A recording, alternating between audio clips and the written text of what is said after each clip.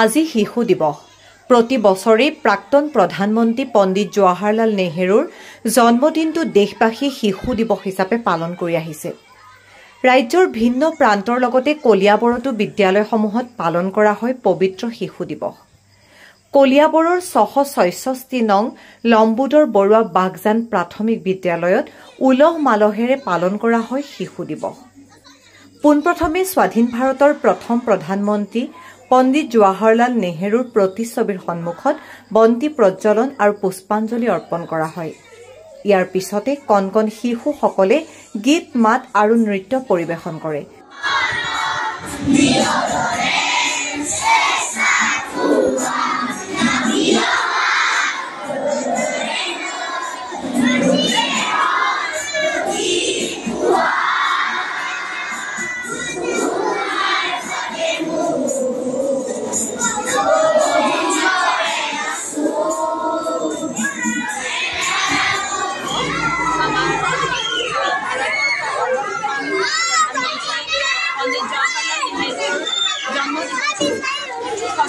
ধন্যবাদ জনাই স্মৰণ কৰি আজি আমাৰ সমগ্ৰ ভাৰতবৰ্ষতে আমি পালন কৰি আহিছোঁ প্ৰত্যেক বছৰে।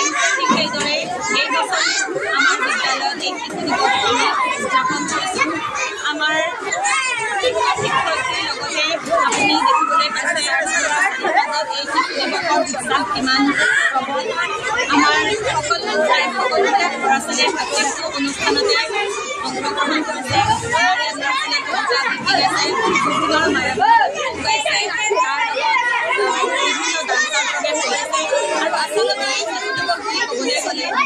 আজি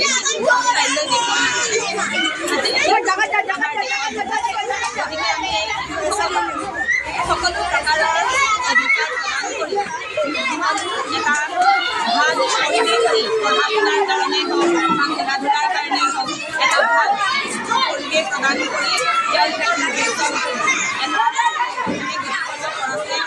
আমাৰ দায়িত্ব আৰু কৰ্তব্য। আশা কৰিছোঁ আমি এই শিশু দিৱস উদযাপনৰ জৰিয়তে আমি সকলোৰে মাজত এই এটা জাগৰণ কৰিবলৈ সক্ষম হ'ম। আচলতে শিশুসকল সৰল হয়, তেওঁলোক মানসিকভাৱে এটা ফুলৰ দৰে, কিন্তু আজিকালি দেখা গৈছে যে শিশুসকলে আগৰ তুলনাত অকণমান দুষ্টামিবিলাক বাঢ়িছে। কিন্তু সেই অনুপাতে আমি তেওঁলোকক সঠিক পথ দেখুৱাই নিব পৰাটোহে আচল কথা।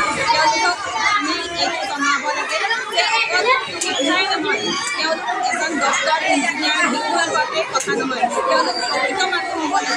তেওঁলোকে আজি আমাৰ দেশখনৰ ধৰণ, গতিকে তেওঁলোকে ভাল মানুহক সুস্থ বাতাবৰণ তেওঁলোকে লাভ কৰক আৰু দেশৰ উন্নতিত তেওঁলোকে যাতে অৰিহণা আগবঢ়াব পাৰে, তাৰ কাৰণে আমি শিশুসকললৈ এই বাৰ্তা পঠিয়াবলৈ বিচাৰিছোঁ।